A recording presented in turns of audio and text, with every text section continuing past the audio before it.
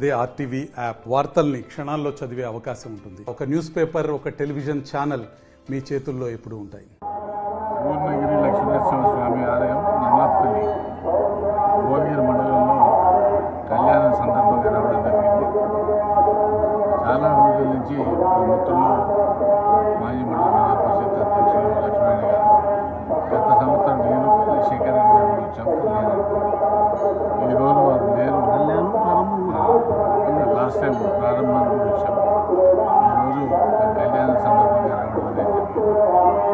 ఎందుకంటే ఈరోజు దైవభక్తి అనేటువంటిది ప్రజల్లో ఆధ్యాత్మిక చింతన పెరుగుతూ ఉన్నది. అది చాలా మంచి పరిణామం.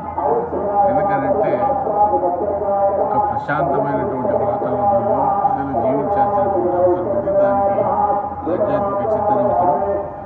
అయితే టెంపుల్ గుట్ట మీద ఉన్నప్పటికీ దీనికి చాలా బ్రహ్మాండంగా అటు ప్రభుత్వ పరంగా, ఇటు మాజీ శాసనసభ్యులు శేఖర్ రెడ్డి గారు, తర్వాత ఎంత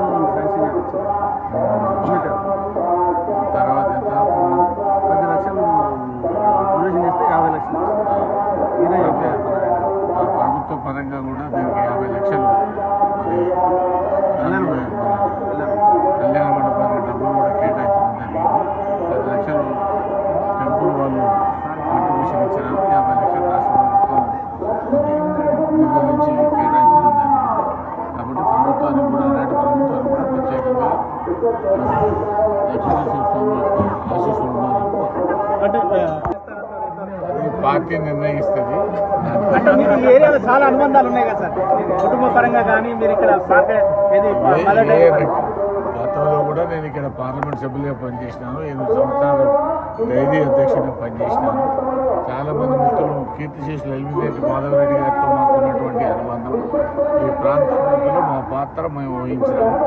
భవిష్యత్తులో కూడా పదవిలో ఉన్నా లేకున్నా ఏ బాధ్యతల్లో ఉన్నా ఈ ప్రాంత అభివృద్ధికి ఎల్లవేళ అందుబాటులో అంటే అధిష్టానం ఆదేశిస్తే ఇక్కడ సిద్ధంగా ఉంటుంది. చూద్దాం పార్టీ మరిన్ని వీడియోస్ కోసం ఛానల్ ని సబ్స్క్రైబ్ చేయండి. లేటెస్ట్ అప్డేట్స్ కోసం వాట్సాప్ ఛానల్ ని ఫాలో చేయండి. అండ్ లింక్ డిస్క్రిప్షన్ లో ఉంది.